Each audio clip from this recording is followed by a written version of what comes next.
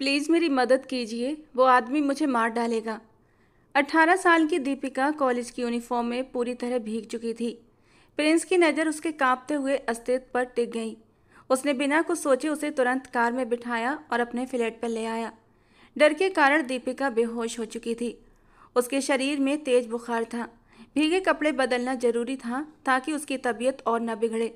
Prince, जिसे दुनिया gangster कहकर पुकारा करती थी, जिसके सीने में दिल नहीं बल्कि पत्थर था, लेकिन सामने बेहोश पड़ी लड़की उसके दिल की दुनिया हिला चुकी थी।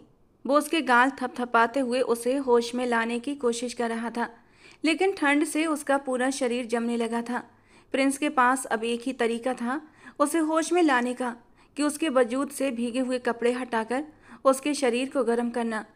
कमरे की लाइट बंद करके उसने अपनी शर्ट के बटन खोले और फिर पूरा आसमान अब बादलों से घिरा हुआ था। जोरों की बिजली कड़क रही थी। ऐसे में उसकी सिसकियां बारिश के शोर और बादलों की गड़गड़ाहट में जैसे गुम हो रही थीं। प्लीज छोड़े मुझे। क्या बिगाड़ा है मैंने तुम्हारा? मैं तुम्हें क्या समझती थी और तुम क्या निकले? तुमने मेरे एतबार का गला घोंट दिया है, दोस्ती का भरम तोड़ दिया। मैं तुम्हें कभी भी माफ़ नहीं कर पाऊंगी, कभी भी नहीं। वो डरी सहमी से ये सब कह रही थी। आंखों में आंसू थे। डरते हुए वो इधर उधर भी देख रही थी, मगर तेज बारिश में उसे उस दरिंदे इंसान के अलावा और कोई भी नजर नहीं आ रहा था, जो उसकी तरफ ऐसे बढ़ रहा था जैसे उसके पूरे वजूद को निगल जाएगा। उसकी आंखों में ऐसी चमक थी जिसे देखकर दीपिका की जान लबों पर आई थी। वो समय वो उस समय को कोसने लगी जब वो खराब मौसम में उसके साथ बाहर निकली थी। जैसे ही उसने पार्किंग एरिया से बाहर कदम रखा, अचानक उसका पांव बुरी तरह फिसल गया था। इससे पहले कि वो गिरती, उस शख्स ने आगे बढ़कर उसे कमर से थाम लिया। सफ़ेद यूनिफॉर्म तेज बारिश में पूरी तरह भीग चुकी थी और दीपिका का अंग अंग उस बारिश में साफ नजर आने लगा था। दिसंबर महीने की बारिश थी और बारिश का ठंडा पानी उसके वजूद को बुरी तरह कांपने पर मजबूर कर गया था। उसके लाल अनार जैसे होंठ ठंड की वजह से बुरी तरह कांप रहे थे। वो अभी उसे अपनी बाहों में लिए खड़ा था। इस वक्त वो कुछ ऐसी स्थिति में थी कि अगर वो खुद को शख्स से छुड़ाने की कोशिश करती तो यकीनन जमीन पर गिर जाती। डर के मारे उसने अपनी आंखें बंद कर रखी थीं, पर जब उसे एहसास हुआ कि किसी की मजबूत बाहों ने उसे पकड़ रखा है, तो एक झटके से उसने अपनी आंखें खोली थीं। जैसे ही उसने आंखें खोली, सामने वो नजरें देखकर असहज हो गई। वो बड़ी गहराई से उसके शरीर के उतार चढ़ाव को देख रहा था। डर के मारे उसका चेहरा सफ़ेद पड़ गया। उसने खुद को दूर करने की कोशिश की, लेकिन अगले ही पल उसने उसे मजबूती से थाम लिया। उसके लहजे में अजीब सर्दपन था। इतनी आसानी से नहीं जाने दूंगा। ये पल मुझे बड़ी किस्मत से मिले हैं और मैं इन्हें यादगार बनाना चाहता हूँ। उसकी छुपी नीयत को वो भांप चुकी थी और हर कोशिश कर रही थी कि खुद को उसकी पकड़ से छुड़ा सके, मगर बारिश और डर के उस माहौल में उसकी आवाज़ कहीं खो गई। वो हर कदम पर खुद को बचाने की कोशिश कर रही थी, क्योंकि उसे पता था सामने मौजूद मर्द के इरादे क्या थे। वो तो समझ रही थी कि अतुल एक अच्छा और ख़ानदानी लड़का है, खूबसूरत है, अमीर है। अगर उसकी अतुल से शादी हो जाती तो शायद वो पूरी जिंदगी राज करती, क्योंकि अतुल की आंखों में वो अपने लिए पसंद के रंग देख चुकी थी और इसीलिए धीरे धीरे उसका मन भी अतुल की ओर खींचने लगा था। वो एक मिडिल क्लास फैमिली से बिलोंग करती थी और जब उसने इतने खूबसूरत हैंडसम अमीर लड़के की आंखों में अपने लिए प्यार के रंग देखे तो उसे अपनी किस्मत पर यकीन नहीं हुआ था। धीरे धीरे वो अतुल के प्यार में आगे झुकने लगी और दोनों की दोस्ती हो गई। अतुल उसे सुनहरे सपने दिखाता और वो खुशी के मारे दीवानी हो जाती। अतुल उसके करीब होने की कोशिश करता तो वो शर्माते हुए उससे दूर हट जाती। अभी नहीं अतुल, पहले शादी हो जाने दो। और अतुल एक गहरा सांस लेकर रह जाता। मगर उसे क्या पता था कि एक मिडिल क्लास लड़की होकर जिस लड़के के साथ वो इतना आगे बढ़ चुकी है, वो तो बस मासूम लड़कियों से खेलने वाला इंसान है। और यही मकसद लेकर वो मासूम दीपिका के करीब हुआ था।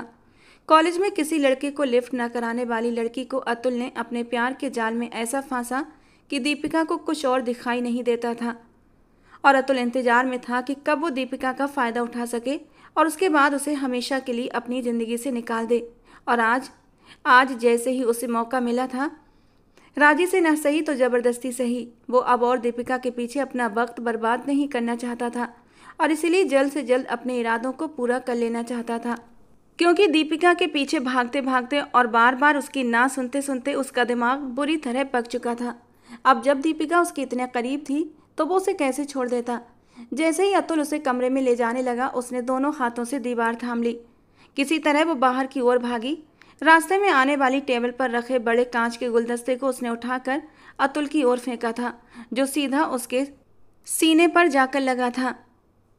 कांच टूटने के कारण उसके जिस्म में कुछ टुकड़े धंस भी गए थे। तेज तूफानी बारिश में ही वो घर से बाहर निकल आई। उसका दुपट्टा कहीं पीछे ही छूट चुका था। पाँव में जूते नहीं थे।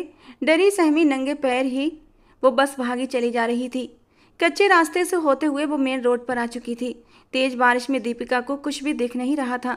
ऊपर से ठंड की वजह से अब उसका शरीर उसका साथ देने से मना कर रहा था। हाथ पैर जमते से महसूस हो रहे थे, लेकिन उसने हिम्मत नहीं हारी थी। अगर वो हिम्मत हार जाती तो उसकी पूरी जिंदगी बर्बाद हो जानी थी। उसे किसी न किसी तरह खुद को सेफ रखना था। हिम्मत करके उसने अपने थके हुए कदमों को फिर से आगे बढ़ाने की कोशिश की, और जैसे ही उसने अपने कदम सड़क की ओर बढ़ाए तो अचानक उसका पांव फिसल गया। वो गिर गई। मुंह के बल गिरने की वजह से उसके होंठ घायल हो चुके थे। तभी उसे पीछे से अतुल की आवाज़ आई, जो बारिश में उसके पीछे आ रहा था। कहने लगा, कहाँ जा रही है? तुझे लगता है कि तू मुझसे बच जाएगी? बहुत शौक है ना अमीर लड़कों से मोहब्बत करके ऐशो आराम की ज़िंदगी गुजारने का? तो फिर अब दूर क्यों भाग रही है? कब से मैं तुम्हारी तलाश में था, और अब जब ये मौका हाथ लगा है तो तुम मेरे हाथों से निकल नहीं सकती। उसके शब्द सुनकर वो बहुत ज़्यादा घबरा चुकी थी। फौरन उठकर सड़क पर अंधाधुंध भागने लगी। आंखों के आगे काले साए लहरा रहे थे। दिल में दुआ कर रही थी कि बस किसी तरह सुरक्षित हाथों तक पहुंच जाए। रोते रोते वो भगवान को याद कर बैठी। हे भगवान, तू ही मुझे बचा सकता है। कोई तो मेरी मदद करने को यहाँ भेज दे। बारिश की वजह से सड़क पर बहुत कम लोग थे। एक दो गाड़ी ही सड़क पर दौड़ रही थी। अभी वो भाग रही थी कि उसे एक गाड़ी आती हुई दिखाई दी, और जल्दी से उसने गाड़ी को हाथ दे दिया। गाड़ी वाले ने भी सड़क पर रोती हुई उस लड़की को देखकर गाड़ी की स्पीड धीमी कर दी। वो आकर सीधे गाड़ी के बोनट पर गिर गई और रोते हुए कहने लगी, प्लीज़ हेल्प मी, मुझे बचाइए, वो मेरी जान, प्लीज़ मदद कीजिए मेरी। वो सीधा खिड़की की ओर आई थी। जब खिड़की नीचे हुई तो सामने बैठे शख्स को देखकर दीपिका कुछ पल के लिए बुरी तरह हड़बड़ाई थी, क्योंकि गाड़ी में एक बेहद अजीब हुलिये वाला लेकिन बेहद खूबसूरत नौजवान बैठा था। उम्र 27-28 साल, लेकिन हुलिया दीपिका को बेहद अजीब लगा था, क्योंकि उंगलियों में ढेर सारी अंगूठियां, तो कलाइयों में एक मोटा सा ब्रेसलेट था, गले में मोटी सी चैन, घुंघराले घने बाल जो बिखरी हालत में भी उसकी पर्सनालिटी पर खूब जम रहे थे। लेकिन इस बात में कोई शक नहीं था कि इतने अजीब हुलिये के बावजूद भी वो बेहद खूबसूरत पर्सनालिटी का मालिक था। उसकी कद काठी और उसकी सिक्स पैक बॉडी उसे और भी रौबदार बना रही थी। एक पल के लिए दीपिका हिचकिचाई थी, लेकिन डर के मारे अब भी बार बार पीछे देख रही थी कि कहीं अतुल उसके पीछे ना आ जाए। गाड़ी में बैठे उस मर्द ने जब एक नज़र दीपिका को देखा तो देखता ही रह गया। उसका मकसद इतनी जल्दी पूरा हो जाएगा, उसे यकीन नहीं आ रहा था। उसके लबों पर एक हल्की सी रहस्यमयी मुस्कान आई थी। उसने गौर से सामने खड़ी ठंड और डर से कांपती हुई नाजुक सी लड़की को देखा था। होठों से बहता हुआ खून जो पानी के साथ उसकी गर्दन की ओर जा रहा था, यूनिफॉर्म जो पूरी तरह भीग चुका था। साफ लग रहा था कि वो कॉलेज की स्टूडेंट है। कहने लगा, आप आइए, मेरी गाड़ी में बैठ जाइए, मैं सुरक्षित आपको आपके घर तक छोड़ दूंगा। दीपिका को समझ नहीं आ रहा था कि वो उस पर भरोसा करे या ना करे, क्योंकि शक्ल से तो वो बिल्कुल भी शरीफ नहीं लग रहा था। लेकिन इसके पास कोई दूसरा ऑप्शन भी तो नहीं था, क्योंकि वो अपने पीछे से आते अतुल को देख चुकी थी और डर कर जल्दी से उसके साथ गाड़ी में बैठ गई। तब तक सामने अतुल भी आ चुका था। गुस्से से उस गाड़ी वाले को देखकर कहने लगा, अबे कौन है तू? हाँ, चल इसे मेरे हवाले कर। ज़्यादा हीरो बनने की ज़रूरत नहीं, वरना 1 मिनट में ही तेरी हीरोपंती निकाल दूंगा, समझा? तभी उस गाड़ी वाले के लबों पर एक हल्की सी मुस्कान आई थी। उसने खिड़की पर खड़े अतुल को गहरी नज़रों से देखा और फिर बहुत ही सर्द आवाज़ में बोला, गलतफहमी है तेरी, क्योंकि मैं हीरो नहीं बल्कि विलन हूँ। इससे पहले कि अतुल आगे कुछ कहता या आगे बढ़ता, अगले ही पल उसने अपनी जेब से एक गन निकाली और फिर बादलों की गरज के साथ माहौल में गोलियों की आवाज़ गूंजने लगी। दिल दहला देने वाली चीखें थीं जो दीपिका के गले से निकली थीं। गाड़ी में बैठे उस मर्द ने अपने कानों पर हाथ रखे थे। वो उसे चुप कराने के लिए पीछे की ओर मुड़ा था। तब तक वो एक और चीख के साथ बेहोश हो गई। उसके बाद क्या हुआ उसे कुछ भी याद नहीं था। कई घंटों तक वो बेखबर सोती रही। जब उसकी आँख खुली तो सिर में दर्द की टीसें उठ रही थीं। धीरे धीरे उसने आंखें खोलकर देखा तो सामने एक अजनबी सी छत थी जिस पर हल्का हल्का एक पंखा चल रहा था। आंखें मूंद कर उसने फिर से खोली। उसे लगा शायद वो एक सपना देख रही है, मगर ये हकीकत थी। जब तक उसका दिमाग जागा उसे सब कुछ याद आने लगा। एक जगह सिर टिका उसने आसपास देखा। ये घर, ये कमरा उसका नहीं था, बल्कि कोई अजनबी जगह थी जहां लगातार सिगरेट की बू आ रही थी। आंखें मूंद कर उसने खुद को रिलैक्स करने की कोशिश की और धीरे से जैसे ही आंखें दोबारा खोली तो सिर पकड़कर उठी।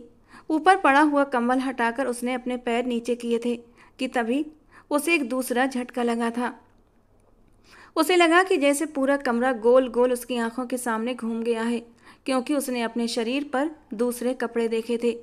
घबराकर उसने जल्दी से पूरा कंबल हटाया और खुद को देखने लगी। इस वक्त वो लेमन कलर के ढीले ढाले टॉप और वाइट ट्राउजर में थी। अचानक उसके हाथ अपनी धड़कनों पर गए थे और उसका दिल धक से हुआ। वो सिंगल टॉप में थी। टॉप और ट्राउजर के अलावा कोई इनर वियर उसके वजूद पर नहीं था। उसकी आंखों में आंसू आ गए। ये कपड़े उसके नहीं थे। वो तो स्कूल की यूनिफॉर्म में थी, फिर ये कपड़े। वो रोते हुए घबराई थी। दरवाजे की तरफ तुरंत भागी। क्या हुआ था उसके साथ, और ये घर किसका था? वो रोती हुई खुद से ही सवाल करती दरवाजे को बजाने लगी। जब दरवाज़ा खुला तो सामने वही लड़का खड़ा था जो उसे बड़ी ही गहरी और शरारती नज़रों से देख रहा था। जैसे कुछ घंटे पहले वो उसके शरीर के एक एक चीज को निहार चुका हो। वो 2 कदम पीछे हटी, घबराकर कपकपाते हुए होठों से कहने लगी, कौन हो तुम? मैं कहाँ हूँ? मुझे घर जाना है। क्यों लेकर आए हो मुझे यहाँ? उसे यूं हड़बड़ाया हुआ देखकर वो कहने लगा, इतनी परेशान क्यों हो? बैठो आराम से, फिक्र करने की कोई ज़रूरत नहीं है। तुम सुरक्षित हाथों में हो। और वैसे भी तुम तो गोली चलने की आवाज़ सुनकर बेहोश हो चुकी थी। भला मुझे ये कैसे पता होता कि तुम्हारा घर कौन सा है? और मैं कोई अंतर्यामी बाबा नहीं हूँ जो तुम्हारे बताए बगैर तुम्हारे घर का पता मालूम कर लेता और तुम्हें तुम्हारे घर छोड़ देता। अब जब बेहोश थी तो तुम्हें मजबूरन अपने घर लेकर आना पड़ा, और तुम हो कि मुझे थैंक्स बोलने की बजाय मुझसे सवाल जवाब कर रही हो। कमाल करती हो, भलाई का तो जमाना ही नहीं। वो आगे बढ़कर अजीब अंदाज में बोला। दीपिका सोच में पड़ गई। आखिर वो लड़का ठीक ही तो कह रहा था। वो बेहोश थी तो उसे बेहोशी की हालत में अपने घर ही लेकर आता। लेकिन अपने आप को देखकर फिर उसके दिल की धड़कनें तेज हुई थीं। गुस्से से कहने लगी, और मेरे ये कपड़े कहाँ से आए? और मेरा यूनिफॉर्म? मैंने तो यूनिफॉर्म पहना हुआ था ना। वो कुछ कदम आगे बढ़ा तो वो कुछ कदम बेबसी पीछे हटी। अगले ही पल उसके चेहरे पर एक मुस्कुराहट आई और कहने लगा, मुझे वो वक्त याद न दिलाओ तो बेहतर है। कहीं ऐसा ना हो वो सब कुछ याद करते हुए मैं बहक जाऊं और तुम्हारे लिए मुश्किल पैदा हो जाए। क्या मतलब है तुम्हारा? कहीं तुमने मेरे साथ कुछ गलत? अभी वो अपनी बात पूरी नहीं कर पाई थी कि उसने दीपिका के होठों पर उंगली रखकर उसे वहीं खामोश करवा दिया। अनजान लड़की, तुम बारिश में भीगने की वजह से बहुत ज़्यादा कांप रही थी। ठंड की वजह से तुम्हारा पूरा शरीर नीला पड़ने लगा था। तुम्हारी बॉडी को गर्मी की सख्त ज़रूरत थी। ऐसे में तुम्हारे बदन पर वो गीले कपड़े तुम्हें और भी ठंडा करने का काम कर रहे थे, और मजबूरन मुझे तुम्हारे कपड़े बदलवाने पड़े। और उन पलों में मैंने कैसे कैसे खुद को संभाला है ये मैं ही जानता हूँ। इसलिए बेकार में मेरे ऊपर शक करने की कोशिश भी मत करना। कुछ भी गलत नहीं किया था, बस एक जरा सी गुस्ताखी की थी कि इन गुनहगार आंखों ने तुम्हारी खूबसूरती को। कहते कहते उसने शरारत से अपनी एक आंख दबाई थी और अपनी उंगली उसके होठों से हटा ली, जबकि दीपिका का चेहरा शर्म से लाल हुआ था। बेशर्म इंसान, तुम्हें शर्म नहीं आई एक अनजान लड़की के इतना करीब आते हुए? अरे इसमें शर्म वाली कौन सी बात है? ये तो हमारे संस्कार कहते हैं कि किसी की जान बचाने के लिए तुम्हें किसी भी हद तक जाना पड़े तो चले जाओ। और फिर मैंने तो कोई भी हद पार नहीं की थी। तुम्हें बुखार हो चुका था और पिछले 15 घंटे से तुम बेहोश पड़ी हो। अब जाकर तुम्हें होश आया है। डॉक्टर बुलाकर तुम्हें दवाई भी दिलवाई। तुम पर अच्छा खासा पैसा खर्च हो चुका है मेरा। पता नहीं अमीरों के बुखार भी अमीरों वाले होते हैं जो सस्ती दवाई से ठीक ही नहीं होते। पहले अपनी गली के नुक्कड़ वाले डॉक्टर को लेकर आया था, लेकिन नहीं, बुखार कम होने का नाम ही नहीं ले रहा था। और फिर मजबूरन शहर के सबसे महंगे हॉस्पिटल से एक बड़े डॉक्टर को लेकर आया था। उसने चेक किया, कुछ इंजेक्शन लगाए, कुछ ड्रिप लगाई थी। उसके बाद ही तुम्हारा बुखार कम हुआ था। वो एकदम से उखड़ कर बोला, जैसे जताना चाहता हो कि उसने उसके कपड़े बदल कर कोई बड़ा एहसान किया था। एक गहरी सांस छोड़कर दीपिका उसे देखने लगी। शर्म से उसका चेहरा लाल हो रहा था। आज तक उसने किसी के सामने अपने आप को यूं इस हालत में नहीं आने दिया था। जबकि वो सामने खड़ा अनजान गैर मर्द उसे पूरी तौर पर देख चुका था। उसे उसकी कोई भी बात सुनाई नहीं दे रही थी, न अपने बुखार वाली बात, न डॉक्टर वाली बात और न अपने ऊपर खर्च किए हुए पैसों की बात। उसके दिमाग में बस एक ही बात घूम रही थी कि इस अजनबी ने उसके इतना करीब आकर उसे देखा था कि उसके सारे पर्दे हटा दिए थे। वो गुस्से से कहने लगी, आपको कोई हक नहीं था कि आप मेरे कपड़े बदलते, चाहे मैं मर भी जाती। आपने ऐसा क्यों किया? आपको शर्म नहीं आई थी मुझे देखते हुए? आप अपनी आंखें भी तो बंद कर सकते थे ना, या फिर आप कमरे की लाइट बंद कर लेते। वो गुस्से से आंखों में आंसू लिए बोली और वो अगले ही पल कहने लगा, अरे यार, पहले कमरे की लाइट बंद करके ही तुम्हारे करीब आया था, लेकिन फिर सोचा अगर अंधेरे में मेरे हाथ कहीं इधर उधर टच हो गए और मैं खुद पर काबू खो बैठा तो इसीलिए मैंने लाइट ऑन कर ली। फिर आंखें भी बंद की थीं, लेकिन मुझे कुछ भी दिखाई नहीं दे रहा था और मजबूरन मैंने आंखें खोलकर सारा काम किया। और अब बस ये फालतू के सवाल जवाब बंद करो। तुम बार बार वही बातें करके मुझे वो सब कुछ दोबारा से याद दिला रही हो जो मैं याद करना नहीं चाहता। और वैसे भी वो सब कुछ करना मेरी मजबूरी थी। मेरे घर पर थी तुम, मर जाती तो मेरी जिम्मेदारी लगती, और मैं तुम्हारा खून अपने सर लेना नहीं चाहता। वैसे भी बहुत सारे खून मेरे सर पर। कहते कहते वो खामोश हुआ था, जबकि दीपिका बेबसी से सामने खड़े उस लड़के को देख रही थी जिसकी नज़र में इतनी बड़ी बात की कोई अहमियत ही नहीं थी। चुपचाप उसने अपने हाथों से अपने आंसू पोंछ लिए। उसे आंसू बहाते देख वो बुरी तरह झुंझलाया था। मैडम जी, एक तो मैं अपने सारे काम छोड़कर आपको इस फ्लैट में रख रहा हूँ, बुखार में आपकी देखभाल भी कर रहा हूँ, एक के बाद एक डॉक्टर भी बदल रहा हूँ, और ऊपर से आपके नखरे ख़त्म नहीं होते। इससे तो अच्छा मैं तुम्हें बचा कर ही नहीं लाता। अब तक वो तुम्हें इस्तेमाल करके कहीं फेंक चुका होता। वो बस किसी भी तरह अपनी बातों के जादू से उसे चुप कराना चाहता था, और वो इसमें कुछ हद तक सफल भी हो चुका था। वो चुपचाप सिसकते हुए सोफे पर जाकर बैठ चुकी थी और उसने गहरा एक सुकून का सांस लिया था। तुम बैठो, मैं तुम्हारे लिए कुछ खाने को लेकर आता हूँ। वो कमरे से बाहर चला गया और वो गहरा सांस लेते हुए गुजरे वक्त के बारे में सोचने लगी। अतुल को याद करते ही उसकी आंखें फिर से भीगने लगीं। 15 घंटे, उसके दिमाग में एकदम क्लिक हुआ। उस लड़के ने कहा था कि वो 15 घंटे से बुखार में थी और बेहोश थी। वो 15 घंटे से अपने घर से गायब है। मम्मी पापा का क्या हाल हुआ होगा? वो बुरी तरह बेचैन हुई थी। मुझे घर जाना चाहिए। वो जल्दी से उठकर खड़ी हुई, तभी वो दोबारा से कमरे में आता हुआ दिखाई दिया। कमरे के सामने ही बाहर ओपन किचन था, जहाँ से वो उसके लिए जूस लेकर आया था। कहने लगा, पी लो, थक गई होगी सो कर। उसकी ऐसी अजीब बातें सुनकर उसने ना चाहते हुए भी एक घूंट ही चुस्का भरा था और वापस गिलास टेबल पर रख दिया। वो सामने टांग पर टांग चढ़ाए बैठकर कहने लगा, पूरा ख़त्म करो इसे। मुझे चीज़ें ख़राब करने की आदत नहीं है, और ये तुम्हारा झूठा है तो मैं तो इसे पीने से रहा। उसकी डांट सुनकर वो जल्दी से पूरा गिलास ख़त्म कर चुकी थी। गिलास टेबल पर रखते हुए कहने लगी, मुझे घर जाना है। मैं आपको बताती हूँ कि मेरा घर कहाँ है। प्लीज़, मेरे माँ बाप परेशान हो रहे होंगे। और वो अतुल, उसका क्या बना? वो लापरवाही से कंधे उचकाकर कहने लगा, टपक गया होगा और क्या होना था। आज तक कभी मेरे निशाने से कोई बचा है जो वो बचता? रही बात तुम्हारी, तो अभी बैठो, इतनी जल्दी भी क्या है जाने की? अभी तो तुमसे बहुत कुछ हिसाब किताब करने बाकी हैं। वो जिस अंदाज में बोल रहा था वो एकदम परेशान हुई थी। न चाहते हुए भी उसे फिक्र होने लगी थी। उसका दिल किसी अनहोनी के एहसास से धड़कने लगा था। ऐसा लग रहा था जैसे वो सुरक्षित हाथों में नहीं है, बल्कि कुछ तो गड़बड़ है। वो जूस का गिलास उठाकर दोबारा किचन में जा चुका था, जबकि वो बेचैनी से वहीं सोफे पर बैठी अपनी उंगलियां मरोड़ती रही। जब वो किचन से निकल कर आया तो एक बार फिर उसने कहा, मुझे घर जाना है, मुझे घर छोड़कर आओ, मैं अब यहाँ और नहीं रह सकती, प्लीज़ समझने की कोशिश करें। तो वो बड़े ही शांत अंदाज में कहने लगा, मैडम जी, आपको यहाँ लाने में, फिर आपकी दवाइयों के खर्चे, फिर आपके लिए ड्रेस लाने में, जानती भी हैं पूरे 15,000 खर्च हो चुके हैं मेरे, और फिलहाल मेरे पास इतने पैसे नहीं कि मैं अपनी गाड़ी में पेट्रोल डलवाऊं और आपको छोड़ कर आऊँ। उसकी इस बात पर वो तड़प चुकी थी। न जान न पहचान, फिर भी जानबूझकर वो उस पर अपना रौब जमा रहा था। वो 2 कदम उसके करीब आई थी और गुस्से से कहने लगी, देखो मिस्टर, आपने मुझ पर एहसान किया, उसका बहुत बहुत धन्यवाद, लेकिन अब और मैं आपकी बदतमीजी बर्दाश्त नहीं करती। ठीक है, मैं खुद ही चली जाती हूँ। वो जैसे ही फ्लैट से बाहर निकलने लगी तो वो उसे कलाई से पकड़ चुका था, जिसका नाम भी वो अभी तक नहीं जानती थी। उसे सर से लेकर पैर तक अजीब सी नज़रों से निहारते हुए कहने लगा, ये मेरा घर है और मेरी इजाज़त के बिना तुम यहाँ से बाहर कदम भी नहीं रख सकती, समझी? चुपचाप अंदर जाओ, खाना पड़ा है खाओ और आराम से रहो। जब तक मैं नहीं कहूँगा सारे दरवाजे तुम्हारे लिए बंद हैं। और दीपिका का खून खौल उठा था। तुम होते कौन हो मिस्टर? वो अगले ही पल अपने बालों को झटक कर एक अदा से कहने लगा, प्रिंस।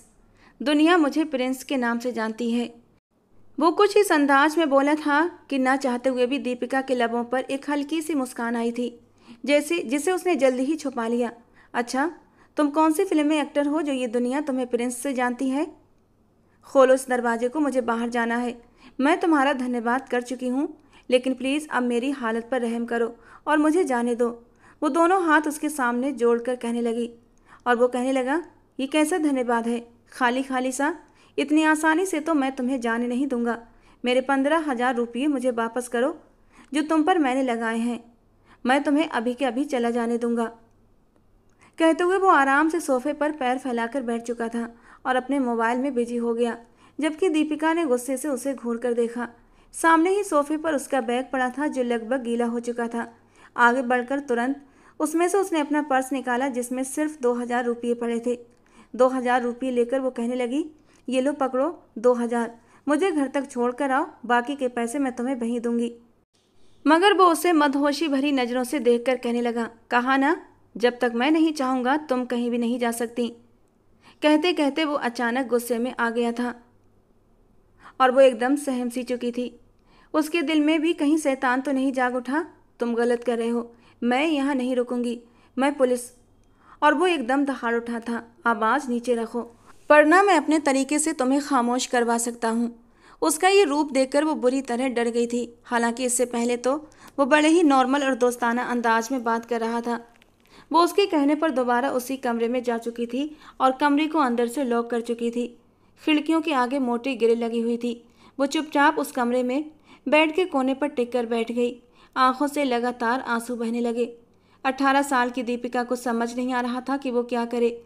वो अतुल से बचते बचते इस प्रिंस नाम के बदतमीज और जिद्दी मर्द के चंगुल में फंस चुकी थी, जो न जाने उसे लेकर क्या इरादे रखता था। दीपिका अपने माँ बाप की इकलौती बेटी थी और प्रदीप साहब अपनी बेटी को हमेशा बेटों की तरह पालते आए थे। मिडिल क्लास फैमिली से उनका ताल्लुक था, लेकिन फिर भी आज तक उन्होंने अपनी बेटी की किसी भी इच्छा को नहीं ठुकराया था। उन्होंने अपनी खानदानी ज़मीन पर एक छोटी सी फैक्ट्री शुरू की। उनकी ज़मीनों के साथ ही एक बहुत ही बड़े अमीर सेठ की ज़मीन भी थी, जिसने वहाँ पर अपना एक प्रोजेक्ट तैयार करना था। इसीलिए वो प्रदीप साहब को मनमानी रकम देकर वो जगह बेचने को कहने लगा। जब प्रदीप साहब ने यह कहकर इनकार कर दिया कि ये मेरी खानदानी ज़मीनें हैं, मैं इसे किसी को नहीं दूंगा, तो वो बेहद गुस्से में आ चुका था। कहने लगा, अगर घी सीधे उंगली से नहीं निकलता तो उंगली टेढ़ी करनी पड़ती है। चुपचाप ये ज़मीन हमारे हवाले कर दो, वरना अच्छा नहीं होगा। प्रदीप साहब भी अकड़ चुके थे कि जो करना है कर लो, मैं तुमसे डरने वाला नहीं हूँ। अगर वो ये ज़मीन उसे दे देते तो उनकी चलती फैक्ट्री बंद हो जाती। उनके हालात जो अब धीरे धीरे बेहतर होना शुरू हुए थे, वो फिर से बिगड़ जाते। इन्हीं दिनों सेठ सोमनाथ ने उन पर केस कर दिया था। झूठे कागजात दिखाकर कहने लगा, ये जगह मेरी है, जिस पर गैर कानूनी तौर पर प्रदीप ने कब्जा कर रखा है। प्रदीप साहब बेहद परेशान थे। उनकी बीवी उन्हें लगातार दिलासा दे रही थी कि चिंता मत करो, सब ठीक हो जाएगा। लेकिन प्रदीप साहब को कुछ भी ठीक होता नजर नहीं आ रहा था। उल्टा सब कुछ हाथों से निकलता हुआ दिखाई दे रहा था। इन्हीं दिनों दीपिका की दोस्ती कॉलेज में एक शहर के अमीर बिजनेसमैन के बेटे अतुल से हुई थी। बड़े बड़े वकीलों से भी उसकी बातचीत थी, इसीलिए उसने अतुल से मदद लेना चाही। वो तो उसे एक अच्छा दोस्त समझ रही थी और ये सपना भी देख चुकी थी कि दोनों शादी कर लेंगे। मगर उसे कहाँ खबर थी कि अतुल तो कुछ और ही ख्यालों में जी रहा था। उसका मकसद तो बस किसी तरह अपने मतलब की खातिर दीपिका का इस्तेमाल करना था। वो उसे अपने फार्म हाउस पर ले आया ताकि उसे मजबूर करके उसके साथ वक्त बिता सके। और जब अतुल धीरे धीरे उसके करीब होने लगा तो वो बुरी तरह घबरा गई थी। उसे कुछ गड़बड़ होने का एहसास हुआ। वो अतुल का हाथ झटक कर पीछे हटी थी। अतुल, मुझे घर जाना है। उसकी आंखों में डर और अविश्वास की झलक साफ नजर आ रही थी। और अतुल हंसकर कहने लगा, अरे तुम इतना डर क्यों रही हो? मैं तुम्हें अपने फार्म हाउस पर यूं ही लेकर नहीं आया कि तुम्हें देखकर तुम्हें वापस छोड़ दूं। जिस वकील की तुम बात कर रही हो ना, मैं उस वकील को तुम्हारे लिए हायर कर दूंगा और वो तुमसे फीस भी नहीं लेगा। तुम जानती भी हो उस वकील की फीस लाखों में है। अगर तुम वो लाखों रुपये फीस के नहीं दे सकती तो कम से कम कुछ घंटे के लिए मुझे खुश तो कर सकती हो ना। दीपिका ने जैसे ही उसके गंदे इरादे भांपे तो वो फौरन वहां से भागी और बदकिस्मती से अतुल से बचकर इस प्रिंस नाम के बदमाश से टकरा चुकी थी। सोचते ही वो फिर से रोने लगी। न जाने उसके माँ बाप उस वक्त किस हाल में होंगे और उसके बारे में क्या सोच रहे होंगे। वो पूरे पिछले 15 घंटे से यहाँ बेहोश पड़ी थी। ये सोचकर ही वो रोने लगी। सारी रात यूं ही गुजर चुकी थी। सुबह जब उसकी आँख खुली उसका सर बुरी तरह दुख रहा था। पूरी रात उसे सुकून की नींद नहीं आई थी। हालांकि उसने कमरे को अच्छे से लॉक कर लिया था। उसे प्रिंस से खुद के लिए खतरा महसूस हो रहा था। चकराते सिर को संभालते हुए वो फ्रेश हुई और फिर सीधे प्रिंस के पास आई थी, जो उस वक्त किचन में खड़ा चाय बना रहा था। गुड मॉर्निंग, जाग गई तुम? मैं बस तुम्हारे लिए अभी नाश्ता रेडी करता हूँ। वो उससे ऐसे नॉर्मल अंदाज में बात कर रहा था जैसे वो दोनों न जाने कौन से मजबूत रिश्ते में बंधे हुए थे और बरसों से एक दूसरे को जानते थे, बरसों से एक दूसरे के साथ रह रहे थे। उसे सामने खड़े उस शख्स पर बेइंतहा गुस्सा आया था। जी चाहा सामने पड़ा चाकू उसकी पीठ में घुसा दे, लेकिन वो सिर्फ सोच सकती थी। इतना बड़ा कदम उठाने के लिए उसके अंदर हिम्मत नहीं थी, क्योंकि वो बेहद डरपोक और कमज़ोर दिल की लड़की थी। अपने अंदर हिम्मत जमा करते हुए कहने लगी, प्रिंस मुझे घर जाना है। तुम जानते भी हो सब लोग मेरी वजह से कितना परेशान होंगे। मगर वो कहने लगा कि चली जाना, इतनी भी जल्दी क्या है, बैठो चाय तो पियो। उसने चाय का कप उसकी तरफ बढ़ाया तो वो गुस्से से बुरी तरह भर चुकी थी कि आखिर वो बेवजह उसे अपनी कैद में बांध कर क्यों रखना चाहता है। वो कोई उसकी गुलाम नहीं थी। अगले ही पल उसने चाय का कप जोर से जमीन पर दे मारा और गुस्से से कहने लगी, ये सब क्या चल रहा है? तुम होते कौन हो मेरे साथ ऐसा रवैया रखने वाले? मैं तुम्हें बार बार कह रही हूँ कि मुझे घर जाना है, तुम्हें सुनाई नहीं दे रहा? क्यों तुमने मुझे ज़बरदस्ती कैद कर रखा है? मुझे ऐसा लग रहा है जैसे मैं कैद हो चुकी हूँ। इससे पहले कि दीपिका कुछ और भी बोलती, प्रिंस सीने पर हाथ बांधकर खड़ा हो गया और बड़े ही शांत अंदाज में कहने लगा, हाँ बिल्कुल, तुम किडनैप ही हो चुकी हो। यूँ समझो कि एक तरफ कुआं था और एक तरफ खाई। तुम कुएं से निकल आई लेकिन खाई में आ गिरी हो। वो गुस्से भरे अंदाज में अपना चाय का कप उठा चुका था और उसका घूंट भरकर बोला तो दीपिका के होश उड़ गए थे। कहने लगी, तुम झूठ बोल रहे हो ना? वो कहने लगा, नहीं, मैं झूठ नहीं बल्कि बिल्कुल सच कह रहा हूँ। प्रदीप कुमार ही नाम है ना तुम्हारे पापा का? पूरे 50 लाख लिए हैं मैंने तुम्हें किडनैप करने के। मुझे तो लगा था कि तुम्हें पकड़ने में मुझे दिन रात एक करना पड़ेगा, न जाने कैसे कैसे पापड़ बेलने पड़ेंगे, मगर तुम तो खुद ही आकर मेरी गाड़ी से टकरा गई और मेरा काम भी आसान हो गया। ये कहकर वो हंसता हुआ सोफे पर जाकर बैठ चुका था और ये सुनकर दीपिका तो काँप कर रह गई। ये कैसी मुसीबत उसके ऊपर आ पड़ी थी। एक बार फिर वो फौरन दरवाजे की ओर भागी जो खुला हुआ था, जबकि प्रिंस उसे दरवाजे की तरफ जाता देखकर भी शांत बैठा था और आराम से चाय के मजे ले रहा था, क्योंकि उसे पता था वो उसकी कैद से छूटकर कहीं नहीं जा सकती। जैसे ही उसने दरवाजे के बाहर कदम रखे, अगले ही पल कुछ हट्टे कट्टे बॉडी बिल्डर हाथ में गन लिए उसके सामने आ गए। उन 6 के 6 लोगों ने अपनी गन उस पर तान दी। कहने लगे कि यहीं रुक जाओ लड़की, वरना। पीछे प्रिंस खड़ा मुस्कुरा रहा था। दीपिका रोने लगी और अगले ही पल गुस्से में आगे बढ़कर प्रिंस का कॉलर अपनी मुट्ठी में जकड़ लिया और चिल्लाते हुए कहने लगी, कौन है जिसने मुझे पकड़ने के लिए तुम्हें पैसे दिए हैं? मगर जवाब में प्रिंस उसे बाजू से पकड़कर वापस कमरे में ले आया था और जोर से बेड की ओर धक्का दिया। तुम्हारी पहली गलती थी, इसीलिए माफ़ कर रहा हूँ। आगे से तुम्हारे हाथ मेरे कॉलर तक पहुँचे तो इन्हें जड़ से उखाड़ दूंगा। वो गुस्से से दांत पीसते हुए बोला था, चुपचाप इसी कमरे में रहो, वरना मजबूरन मुझे तुम्हें बंद करके रखना पड़ेगा। मेरे दिल में औरतों की बड़ी इज्जत है और इसीलिए तुम अभी तक सही सलामत खड़ी हो, वरना अब तक न जाने तुम्हारा क्या हश्र कर चुका होता। वो एक बार फिर उसे कमरे में धकेल चुका था। वो बेड पर गिर कर सिसकने लगी। कुछ पल के लिए प्रिंस उसे खड़ा देखता रहा और फिर टोकरी जिसमें फल रखे थे उसके पास रखकर कहने लगा, ये फल रखे हैं, इन्हें खाओ और आराम से रहो। रात से पहले तुम्हें खाना भी नहीं मिलेगा, क्योंकि मैं बाहर जा रहा हूँ और तुम्हारी यहाँ मेहमान नवाजी करने के लिए कोई नहीं है। मगर वो फलों में मौजूद चाकू देख चुकी थी।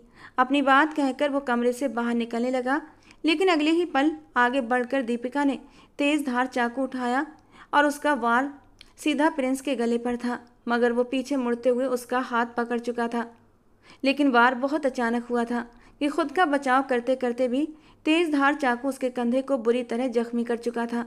खून बहकर उसकी शर्ट को लाल कर चुका था, लेकिन उसकी आंखों में दर्द के भाव नहीं थे, बल्कि गुस्सा उमड़ आया था। ऐसे छोटे मोटे हमले उसका कुछ भी बिगाड़ नहीं सकते थे। वह एक माहिर खिलाड़ी था। दीपिका को पकड़कर वो दीवार से लगा चुका था। वो उसके इतना करीब था कि उसकी नाजुक धड़कनें प्रिंस के सीने से टकरा रही थीं और दोनों की तेज होती सांसें एक दूसरे के चेहरे को छू रही थीं। चाकू उसके हाथ से लेकर कहने लगा, हिम्मत भी कैसे हुई तुम्हारी प्रिंस बलराज का खून बहाने की? इसकी सजा तो तुम्हें भुगतनी होगी।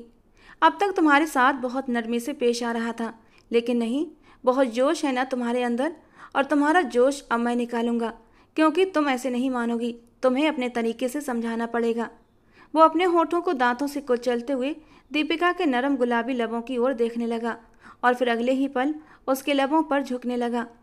दीपिका उसे दूर करने लगी, मगर तब तक वो अपने अंदर का सारा गुस्सा उसके नाजुक लबों पर निकाल चुका था। दीपिका की सांस रुकने लगी, खुद को उसे छुड़ाने लगी, मगर कहाँ वो बॉडी बिल्डर जिसके सामने वो बिल्कुल कमज़ोर सी जान थी। अपनी शिद्दतें लुटा कर ही वो पीछे हटा था। दोनों की सांसें गहरी हुई थीं। प्रिंस के लबों पर हल्की मुस्कान थी, आंखों में खुमारी के रंग थे। जरा सी छुअन से ही प्रिंस का अंग अंग महकने लगा था। वो लड़की तो वाकई एक नशा थी, जबकि दीपिका की आंखों में आंसू थे। अपने होठों को साफ करते हुए उसने गुस्से और नफरत से प्रिंस को देखा था, लेकिन उसके गुस्से की परवाह किए बगैर प्रिंस आराम से कहने लगा, दोबारा मेरे सामने चालाकी करने से पहले सोच लेना। अगली बार मैं सिर्फ यहाँ पर बस नहीं करूँगा, बल्कि यहाँ से होते हुए यहाँ तक। अपनी उंगली दीपिका के होठों से लेकर नीचे धड़कनों तक लेकर आया था और वो बिदक कर पीछे हटी थी, जबकि प्रिंस एक कहकहा लगाकर हंस पड़ा था। अगली बार मुझे गुस्सा दिलाया तो सारी हदें पार कर दूंगा, समझी? और एकदम से उस पर डर सवार हो चुका था। वो उसे फ्लैट में बंद करके जा चुका था। उसके जाने के बाद वो आईने के सामने आकर खड़ी हो गई और अपने होठों को रगड़ कर दोबारा से साफ करने लगी, लेकिन प्रिंस के गर्म होठों का स्पर्श वो अब भी अपने लबों पर महसूस कर रही थी। आंखों से बेआवाज आंसू बहने लगे और फिर आंसू पहुंचकर उसने कमरे में इधर उधर नज़र दौड़ाई। उसे यहाँ से किसी न किसी तरह निकलना था, लेकिन कैसे उसे समझ नहीं आ रहा था, क्योंकि सारी खिड़कियाँ, सारे दरवाजे बिल्कुल बंद थे। चाह कर भी वो यहाँ से निकल नहीं पा रही थी। आखिर कौन था जिसने उसे पकड़वाया था? बिन चाहे उसके दिमाग में वही शख्स आया जिसके साथ उसके पिता का केस चल रहा था। यकीनन उन्होंने ही प्रिंस को कहा होगा। उसे अब अपनी इज्जत पर खतरा महसूस होने लगा था। उसने गुस्सा करके और अपनी ताकत दिखाकर देख लिया था। प्रिंस गुस्से से आग बबूला होकर उसके साथ एक गलत हरकत कर चुका था। अब अगर उसने दोबारा से उसे गुस्सा दिलाया तो वो अपनी हद पार करने से बिल्कुल भी पीछे नहीं हटेगा। इतना तो दीपिका को अंदाजा हो ही चुका था। अगर उसे अपनी इज्जत बचाकर रखनी थी तो इसके लिए उसे दूसरा रास्ता अपनाना था। ये वक्त जल्दबाजी का नहीं था, बल्कि दिमाग के इस्तेमाल करने का था। कुछ देर तक वो सोचती रही और फिर उसके दिमाग में एक प्लान आया। ये सब कुछ करना उसके लिए आसान नहीं था, लेकिन धीरे धीरे खुद को यहाँ से छुड़वाने के लिए ये करना बेहद ज़रूरी था। अपने मन में प्लान बनाती हुई वो अंदर तक शांत हो चुकी थी। प्रिंस बलराज, बहुत घमंड है ना तुम्हें अपनी ताकत और अपने तेज दिमाग पर। अब तुम एक लड़की से मात खाओगे, उस लड़की से जो तुम्हारी कैद में है, तुम्हारे रहमो करम पर है। खुद से बड़बड़ाते हुए वो बेड पर जाकर लेट गई थी। प्रिंस ने आज तक बहुत उल्टे सीधे काम किए थे। अपनी कम्युनिटी में उसे सब डॉन कहकर पुकारते थे।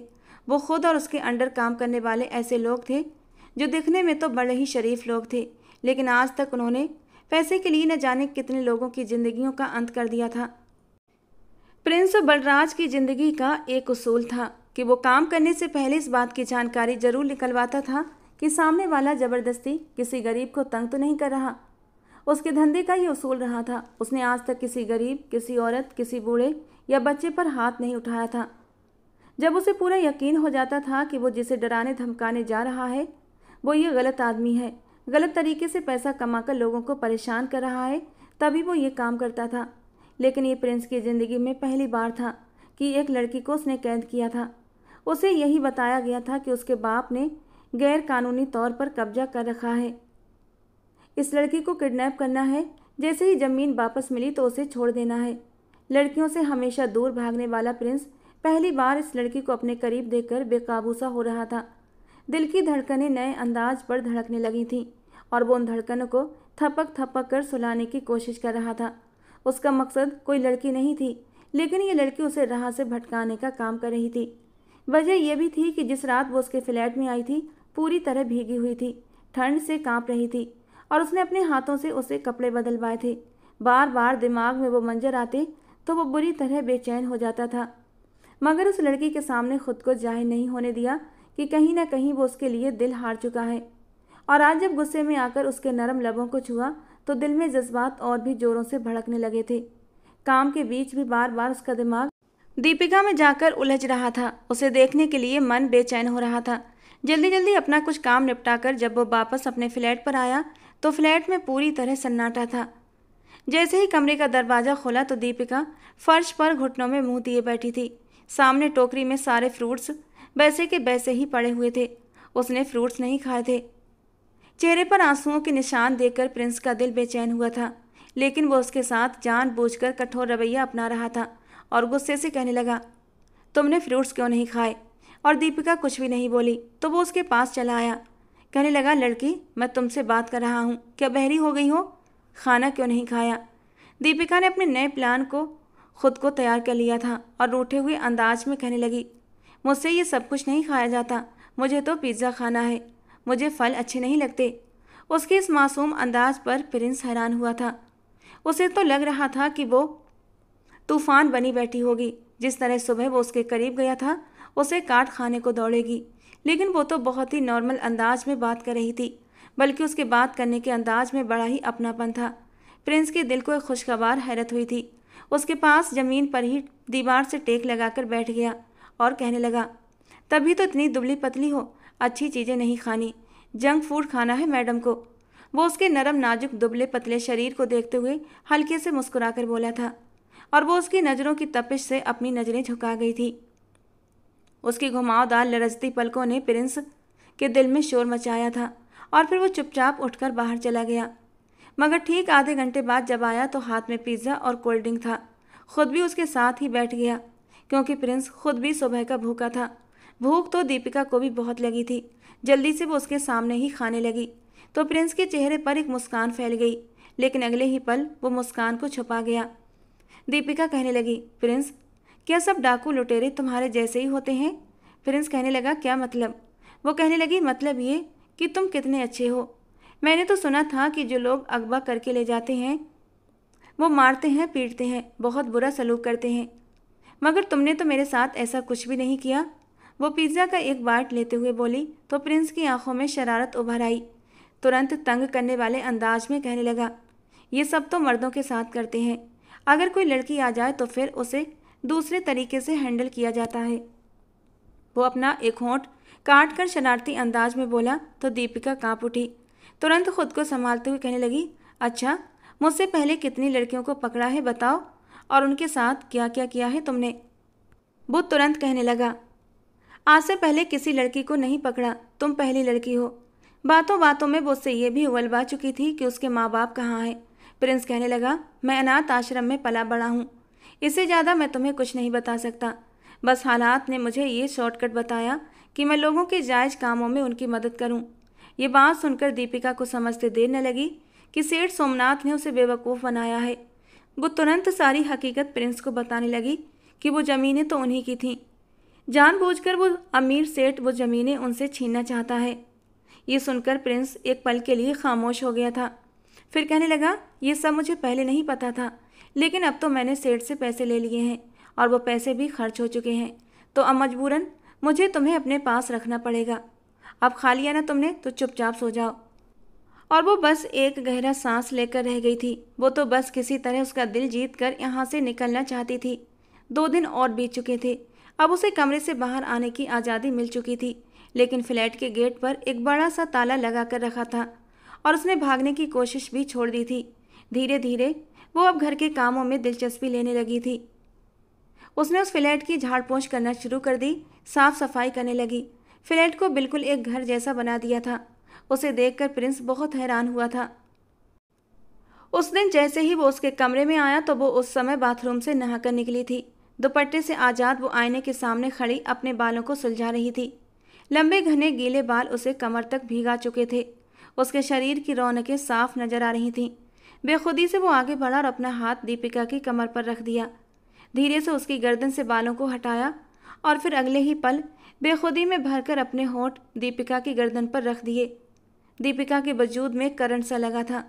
दिल तो यही चाह रहा था कि वो उसे खुद से दूर झटक दे, मगर नहीं, वो भी चुपचाप खड़ी अपना चेहरा छुपा गई। उसे इस तरह शर्माता देखकर प्रिंस के लबों पर मुस्कान आई थी और उसने उसे अपनी ओर घुमाते हुए अपनी बाहों में समेट लिया।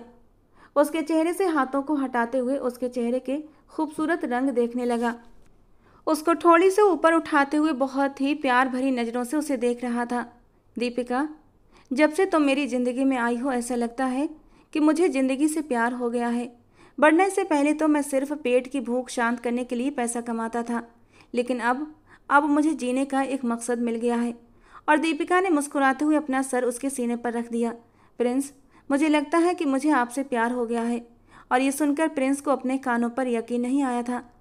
न जाने क्यों, मगर अपनों की मोहब्बत को तरसा हुआ प्रिंस तुरंत यकीन कर चुका था और उसे अपनी बाहों में और भी कसकर दबा लिया। उसे सीने से यूं भींच लिया जैसे दिल के किसी कोने में छुपा चुका हो। कहने लगा, मैंने भी जब पहली बार तुम्हें देखा था तो मैं तुम पर अपना दिल हार चुका था। मुझे नहीं पता था कि एक गैंगस्टर की मोहब्बत क्या होती है, क्या मुझे ऐसे व्यक्ति को मोहब्बत करनी चाहिए या नहीं, मगर दीपिका, मैं तुम पर अपना दिल हार बैठा हूँ। उसे बाहों में भरकर वो ये सब कह रहा था और दीपिका किसी तरह खुद को संभाले हुए उसकी बाहों में सिमटी खड़ी थी। कुछ दिन यूं ही गुजर गए। वहीं दूसरी तरफ दीपिका के पापा पुलिस में रिपोर्ट दर्ज करवा चुके थे। हर संभव कोशिश की जा रही थी, मगर दीपिका उन्हें कहीं भी नहीं मिल रही थी। घर में तो एक कोहराम सा मचा हुआ था। 15 दिन गुजर चुके थे। दीपिका की बात पर यकीन करते हुए प्रिंस ने सच्चाई का पता लगाने की कोशिश की और वही सच सामने आया जो दीपिका ने उसे बताया था।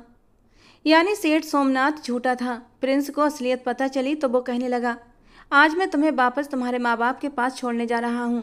रही बात उस सेठ की, तो पता नहीं वो कितने लोगों की ज़मीनें गैर कानूनी तरीके से हथियाकर अपने पास रख चुका है। उसका भांडा भी मैं आज फोड़ कर रहूँगा। और दीपिका की तो खुशी का कोई ठिकाना नहीं रहा था। वो कहने लगी, तुम सच कह रहे हो ना? उसके चेहरे की खुशी देखकर प्रिंस धीरे से मुस्कुरा दिया था। हाँ, बिल्कुल सच, तैयार हो जाओ। और इतनी बड़ी खुशी की खबर सुनकर दीपिका आज सचमुच खुशी के मारे प्रिंस से लिपट गई थी। Thank you so much Prince, मुझे यकीन नहीं आ रहा। और प्रिंस ने उसकी कमर में बाहें डालते हुए उसके माथे पर अपने होंठ रखकर धीरे से कहा था, यकीन कर लो मेरी जान, मैं तुम पर और जुल्म नहीं कर सकता। मैं अपने पापा से बात करूंगी प्रिंस, और फिर वे हमारी शादी करवा देंगे। और प्रिंस की आंखों में जिंदगी नाचने लगी थी। वो एक ही पल में न जाने कितने सपने सजा बैठा था। वो मुस्कुराकर उसे अपनी जीप में बिठाकर उसके घर की तरफ ले जाने लगा। दीपिका का दिल जोर जोर से धड़क रहा था। जैसे ही वो प्रिंस के साथ उसके घर पहुंची तो प्रदीप साहब अपनी बेटी को सामने देखकर दीवाने होकर उसकी ओर दौड़े। 15 दिनों में ही वो बिल्कुल बूढ़े लगने लगे थे। दीपिका की माँ और उसके पापा उसे दीवानगी से चूम रहे थे। तुम ठीक तो हो ना? प्रिंस एक और खड़ा था, उन लोगों को अपनी बेटी से मिलते हुए देख रहा था। वो बस इंतजार में था कि कब दीपिका उसका परिचय अपने माता पिता से कराएगी। तभी रोती हुई दीपिका जो बोली थी, प्रिंस को ऐसा लगा जैसे किसी ने उसे आसमान से नीचे फेंक दिया हो। पापा, ये वही व्यक्ति है जिसने मुझे किडनैप किया था और समीर सेठ ने इसे मुझे किडनैप करने के लिए पैसे दिए थे। घर के बाहर खड़े पुलिस अधिकारी जो दीपिका की जानकारी लेने आए थे, तुरंत उन्होंने प्रिंस को पकड़ लिया। प्रिंस उसे जख्मी नज़रों से देख रहा था। आंखों में अफसोस और गुस्से के मिले जुले भाव थे। वो बोला, दीपिका, ये सब क्यों किया? तुम यूँ मेरे भरोसे के साथ खिलवाड़ नहीं कर सकती। मैंने आज तक किसी पर इतना अंधा विश्वास नहीं किया जितना तुम पर किया था। और तुमने क्या किया? तकलीफ और गुस्से के एहसास से प्रिंस की आंखें नम हो गई थीं। वो तो बहुत सारे सपने सजा चुका था और वो सपने एक झटके में टूट गए थे। वो तुरंत हंस पड़ी और ताली बजाते हुए बोली, तुमने मुझे 15 दिन तक अपनी कैद में रखा, मेरे माँ बाप को तकलीफ दी, तुम्हारे करीब आना, तुमसे प्यार भरी बातें करना और फिर तुमसे मोहब्बत का इजहार करना, ये सब तो एक ड्रामा था। तुम जैसे सड़क छाप गुंडे से कौन शादी करेगा? तुम जैसे गुंडे से शादी करने से अच्छा तो मैं जिंदगी भर शादी न करूं। आगे से किसी लड़की को उठाने से पहले 100 बार सोचना। वो तंज भरे अंदाज में ये सब कह रही थी और प्रिंस का जी चाह रहा था कि इसी पल उसकी सांसें तन से जुदा हो जाएं। कुछ देर पहले तक जिंदगी बहुत खूबसूरत लग रही थी, लेकिन अब वही जिंदगी उसे एक बोझ की तरह लगने लगी थी। पुलिस उसे पकड़ कर ले जा रही थी। अगर वो चाहता तो खुद को छुड़वाकर भाग सकता था। आज तक न जाने कितने ही मौकों पर वो पुलिस को चकमा देकर भागा था, लेकिन आज आज उसने भागने की कोई कोशिश नहीं की थी। दिल पर जो चोट लगी थी, वो चुपचाप पुलिस के साथ चला गया था। उसने अपने माँ बाप को सब कुछ बता दिया था कि उसे उस सेठ के कहने पर ही उठाया गया था। प्रदीप साहब ने एक बार फिर पुलिस को जांच करने को कहा। सेठ का नाम सुनकर पहले तो पुलिस घबरा गई थी, लेकिन जब वहां एक ईमानदार पुलिस अधिकारी के सामने प्रदीप साहब ने अपना केस रखा तो वो भी गुस्सा हो गए और तुरंत कड़ी कार्रवाई शुरू हो गई। घर आकर वो बहुत खुश थी, मगर दिल में एक अजीब सी कसक बाकी रह गई थी। बार बार दिमाग में प्रिंस का ख्याल आ रहा था। इतने दिन तक वो उसके साथ रही थी, लेकिन सिवाय धमकी के वो उसके करीब नहीं आया था। उसने उसका बहुत ख्याल भी रखा था, वरना वरना इस टाइप के लोग तो कुछ भी कर सकते थे। यहाँ तक कि प्रिंस ने उसे अतुल से भी बचाया था। अतुल से तो लाख गुना बेहतर था प्रिंस। वो कैसे किसी के जज्बातों के साथ खेल गई थी, ये सब सोचकर दीपिका को बुरा लग रहा था। साथ ही खुद को समझा भी रही थी कि वो था ही इसी लायक। पता नहीं कितनी लड़कियों की जिंदगी उसने खराब की होगी, मगर वो प्रिंस की उन आंखों को भुला नहीं पा रही थी जो दीपिका को देखते ही चमकने लगती थीं। उसकी आंखों की चमक साफ दिखा रही थी कि वो उसकी ज़िंदगी में आने वाली पहली लड़की है। घर में आए हुए उसे 2 दिन हो चुके थे। उस शाम भी उसे भूख नहीं थी, बस थोड़ा सा खाना खाकर कमरे में आ गई थी। बार बार जी चाहता कि वो प्रिंस को जेल से निकलवा दे। अब इतना भी खुदगर्ज और पत्थर दिल क्या होना।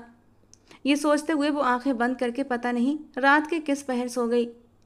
तुम पुलिस के हाथ कैसे लग गए यार? हालांकि 10 साल के करियर में तुम पर पुलिस हाथ डालना तो दूर की बात, तुम्हें छू भी नहीं सकी।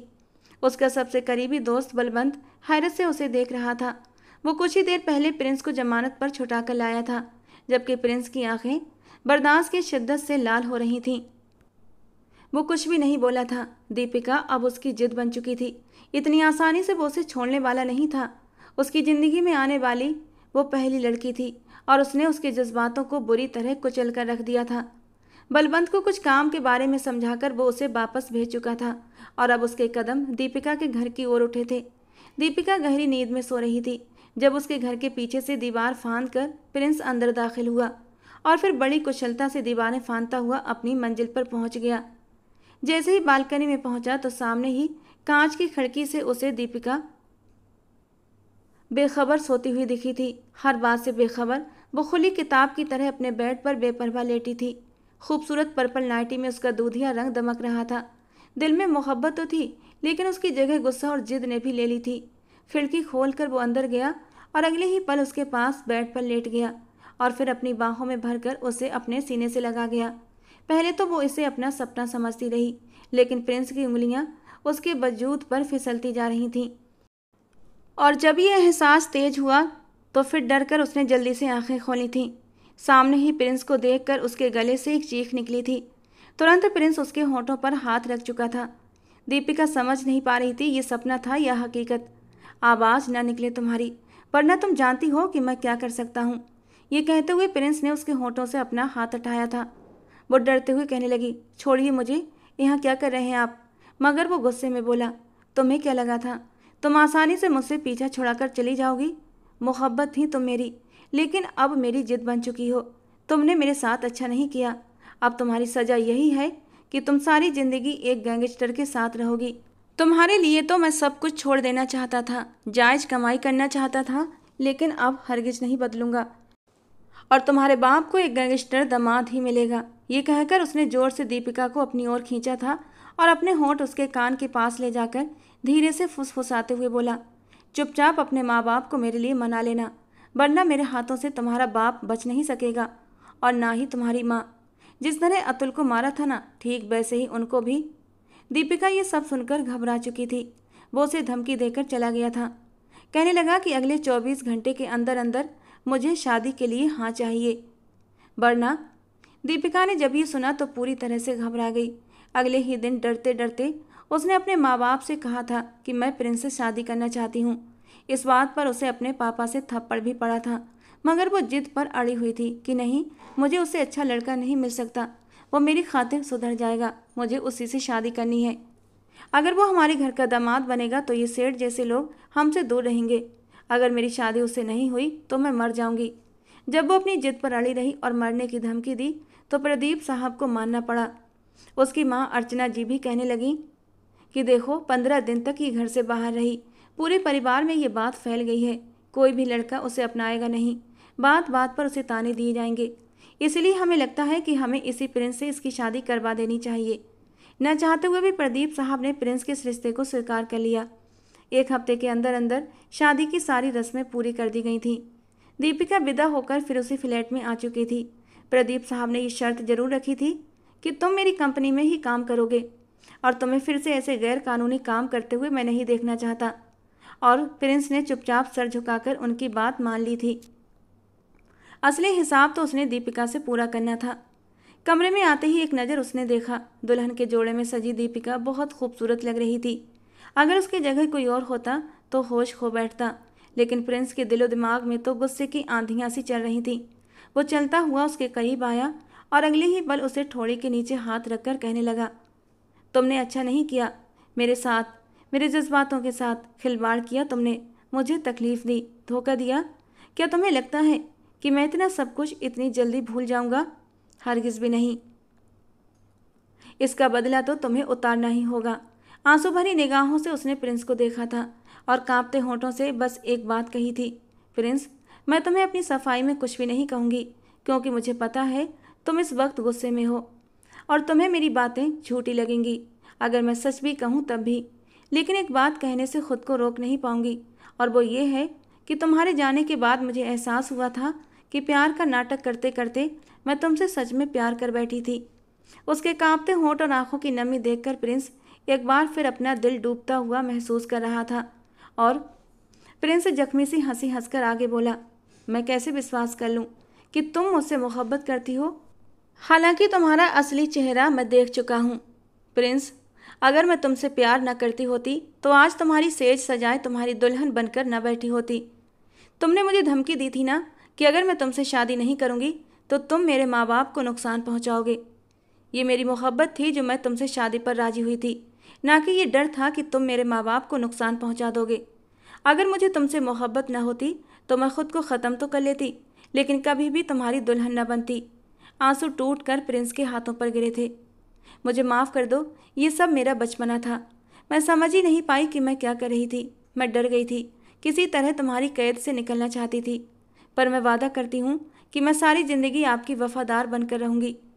आज हमारी सुहागरात है ना, और मैं अपना आप आपको सौंप दूँगी। मैं कोई भी विरोध नहीं करूँगी। लेकिन अब मुझे तुम्हारे साथ की कोई ज़रूरत नहीं, न तुम्हारी संगत के लिए मेरे दिल में कोई फीलिंग है। तुम्हें क्या लगता है कि मैं तुम्हारे इश्क में पागल होकर तुमसे शादी कर चुका हूँ? नहीं, बल्कि तुम्हें सज़ा देने के लिए ये शादी की है।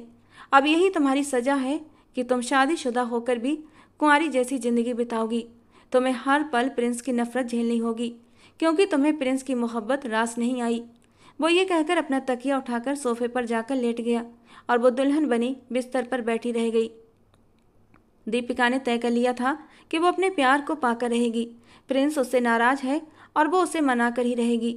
दीपिका प्रिंस के लिए हर रोज़ तैयार होती, खुद को सजाती संवारती, लेकिन वो उस पर एक नज़र डालने के बाद दूसरी नज़र डालना पसंद नहीं करता था। उस दिन दीपिका प्रिंस को नाश्ते के लिए बुलाने आई तो प्रिंस शीशे के सामने खड़ा अपनी शर्ट पर बटन लगाने की नाकाम कोशिश कर रहा था, और न जाने क्या सोचते हुए दीपिका उसके पास आकर खड़ी हो गई। लाइए, मैं लगा देती हूँ, मैं खुद लगा लूँगा, उसने नाराज़गी से कहा, और दीपिका के होंठों पर एक हल्की सी मुस्कान आई थी। शादी को 2 महीने होने को आए थे और दीपिका देख रही थी इन 2 महीनों में प्रिंस ने काफ़ी हद तक खुद को बदल लिया था। अपने कुछ दोस्तों के साथ मिलकर उसने एक छोटा सा बिजनेस शुरू किया था, जिसमें आजकल वो काफ़ी मेहनत कर रहा था। सुबह जाता और रात के 11-12 बजे वापस लौटता था। वो नाराज़गी से मुंह फुलाए अब भी बटन लगाने की जी तोड़ कोशिश कर रहा था, और फिर दीपिका ने बिना कुछ कहे उसके हाथ से सुई लेकर उसकी शर्ट पर बटन लगाना शुरू कर दिया, और प्रिंस ने उसे इनकार नहीं किया था। वो उसके बेहद करीब खड़ी थी, इतना करीब कि दोनों के दिल की धड़कन बुरी तरह शोर मचाने लगी थी। न चाहते हुए भी प्रिंस की नज़रें दीपिका की खूबसूरत नरम गर्दन पर अटक गई थीं। उसे वो पल याद आने लगा जब उसने पीछे से आकर दीपिका की गर्दन पर अपने होंठ रखे थे। और यह एहसास आते ही उसका मन बुरी तरह मचलने लगा था, दोबारा से दीपिका के नरम वजूद को छूने के लिए। लेकिन अना की दीवार ऊंची थी। वो इस तरह दीपिका के सामने हार नहीं मान सकता था। खुद पर प्रिंस की नज़रों की तपिश महसूस करके दीपिका बुरी तरह हड़बड़ाई थी और इसी हड़बड़ाहट में सुई उसकी उंगली में चुभ गई। औच! एक सिसकी उसके मुंह से निकली थी और प्रिंस एकदम तड़प उठा था। क्या हुआ? Are you okay? दिखाओ कहाँ लगी। उसने एकदम दीपिका का हाथ थाम लिया था। उसकी उंगली से खून की बूंद छलक उठी थी और अगले ही पल प्रिंस ने उसकी उंगली को अपने मुंह में रख लिया, जबकि दीपिका नम आंखों से प्रिंस को देख रही थी। उसकी बेचैनी, उसकी तड़प बताती थी कि वो अब भी अपनी दीपिका से प्यार करता है और ये सोचते ही उसकी आंखों में आंसू आ गए थे। प्रिंस की नज़रें दीपिका के चेहरे पर फैली मुस्कान पर पड़ी तो उसे अपनी जल्दबाजी का एहसास हुआ था। तुरंत उसने दीपिका की उंगली अपने मुंह से निकाली और शर्ट के बटन बंद करने लगा। ज़्यादा दर्द हो तो पेन किलर ले लेना, कहते हुए वो कमरे से निकल चुका था, जबकि दीपिका के होंठों पर एक गहरी मुस्कान थी। प्रिंस ने अपने प्रभाव का इस्तेमाल करके सेठ सोमनाथ को अच्छा खासा सबक सिखा दिया था। वकील को भी उसने खूब डराया धमकाया था, जिसके बाद केस प्रदीप साहब के पक्ष में हो गया था। उल्टा उस सेठ ने जिन जिन से ज़मीनें ली थी वो भी वापस हो गई थी। प्रदीप साहब खुशी से अपने घर में एक पार्टी रख रहे थे, जिसमें प्रिंस और दीपिका भी आए थे। हर कोई प्रिंस की तारीफ कर रहा था कि आपका दामाद तो बहुत अच्छा है। कोई उसकी हकीकत नहीं जानता था, लेकिन हर कोई यही कह रहा था कि ये तो चांद और सूरज की जोड़ी है। उस दिन जब वो घर वापस आए तो रास्ते भर दीपिका चोरी चोरी प्रिंस को देखती रही। उसका दिल बुरी तरह मचल रहा था प्रिंस की मोहब्बत पाने के लिए। वो ये तो जानती थी कि प्रिंस भी उससे मोहब्बत करता है, लेकिन अभी फ़िलहाल गुस्से में है। उसे पता था कि प्रिंस का गुस्सा कैसे उतारना है और ये सोचते ही उसके चेहरे पर एक हल्की सी शर्मीली मुस्कान आई थी और प्रिंस ने कनखियों से उसकी मुस्कान को देखा था। दीपिका ने अलमारी से एक बेहद खूबसूरत और बोल्ड नाइटी निकाली, जिसे पहनते ही उसकी खूबसूरती में चार चांद लग गए थे। एक पल के लिए तो वो खुद को देखकर खुद ही शर्मा गई थी। लाल रंग की ये नाइटी उसके दूधिया रंग पर खूब जच रही थी। बालों को खुला छोड़ दिया था। एक नज़र शीशे पर डाली और खुद पर परफ्यूम स्प्रे करके ड्रेसिंग रूम से बाहर निकल आई। प्रिंस की नज़र जैसे ही उस पर पड़ी तो वो उसे देखता ही रह गया था, लेकिन फिर तुरंत अपना सिर झटक दिया और कहने लगा, अगर तुम ये सब करना चाहती हो तो मैं दूसरे कमरे में जाकर सो जाता हूँ। और वो जैसे ही उठा, दीपिका ने प्रिंस का हाथ पकड़ लिया और पीछे से उसे अपनी बाहों में भर लिया। दीपिका का नाजुक वजूद जब प्रिंस की पीठ से टकराया तो उसके दिल में एक आग सी सुलग उठी थी। जज्बात बुरी तरह मचल उठे। गहरी सांस लेकर उसने खुद को काबू करने की कोशिश की, लेकिन कामयाब न हो सका। वो दीपिका से नाराज़ था, लेकिन थी तो वो उसकी महबूब पत्नी ही ना, और अब जबकि उसके इतने करीब थी तो कैसे खुद को रोकता। वो सांस रोककर खड़ा रहा, जबकि दीपिका अब घूमकर उसके सामने आई थी। बहुत बुरे हो तुम प्रिंस। जिसकी इतनी खूबसूरत बीवी हो वो भला कैसे उससे दूरी बना सकता है। लेकिन अब बस बहुत तड़पा लिया तुमने मुझे। अगर तुम मुझे ज़बरदस्ती अपनी बीवी बना सकते हो तो मैं भी ज़बरदस्ती इस रिश्ते को शुरू कर सकती हूँ। पत्नी हूँ तुम्हारी, कोई रखेल। और दीपिका के शब्द उसके होठों में रह गए थे जब प्रिंस ने उसके होठों पर अपनी उंगली रख दी। खबरदार जो खुद के बारे में ऐसे शब्द बोले, मुंह तोड़ दूंगा तुम्हारा। और फिर खींचकर दीपिका को उसने अपने सीने से लगा लिया था और जैसे ही उसने दीपिका को अपने करीब किया तो दिल को एक करार सा मिला था और दीवाना बार उसने दीपिका को प्यार करना शुरू कर दिया, जो न जाने कब से उसे पाने के लिए मचल रहा था। लेकिन एक जिद लगाए बैठा था कि दीपिका को उसकी गलती का एहसास कराऊंगा। हालांकि गलती तो उसकी भी थी, लेकिन उसने अपनी गलती को सुधारा था और उसे इज्जत के साथ उसके घर छोड़कर आया था। एक झटके से उसने दीपिका को अपनी बाहों में उठा लिया था। पहले से मोटी हो गई हो यार, पहली बार तुम्हें बाहों में उठाकर लाया था तब इतनी भारी नहीं थी, वो आहा भरते हुए बोला था और दीपिका खिलखिलाकर हंस पड़ी। अब जंक फूड खाना जो बंद कर दिया है, इसीलिए उसने बड़े ही प्यार से दीपिका को बेड पर लाकर लिटाया था और पूरी शिद्दत से उसके नरम होठों पर झुका था। दीपिका भी न जाने कब से अपने प्रिंस के लिए तरस रही थी। वो बेकरार होकर प्रिंस का साथ देने लगी। कुछ ही देर में वो उसे नाम मात्र नाइटी से भी आज़ाद कर चुका था। दीपिका की मदहोश सिसकियाँ प्रिंस की शिद्दत को और भी हवा दे रही थीं। वो पूरे मन से उस पर अपनी चाहतें लुटा रहा था। दीपिका की मोहब्बत का असर था कि वो पूरे मन से अपने बिजनेस पर ध्यान देने लगा था। इसके साथ साथ दीपिका को टाइम देना नहीं भूलता था। दोनों की मोहब्बत दिन ब दिन बढ़ती ही जा रही थी। गैंगस्टर गैंग तो उसने कब का छोड़ दिया था, लेकिन अभी भी अगर कोई सेठ जैसा शख्स किसी शरीफ इंसान को तंग करने की कोशिश करता तो वो तुरंत पहुंचकर उसे सबक सिखा देता था। दोस्तों, आज की हमारी ये कहानी आपको कैसी लगी कमेंट बॉक्स में ज़रूर बताना। पसंद आई हो तो प्लीज़ लाइक करना। रोज़ ऐसी ही और कहानियाँ सुनने के लिए हमारे चैनल को सब्सक्राइब करना।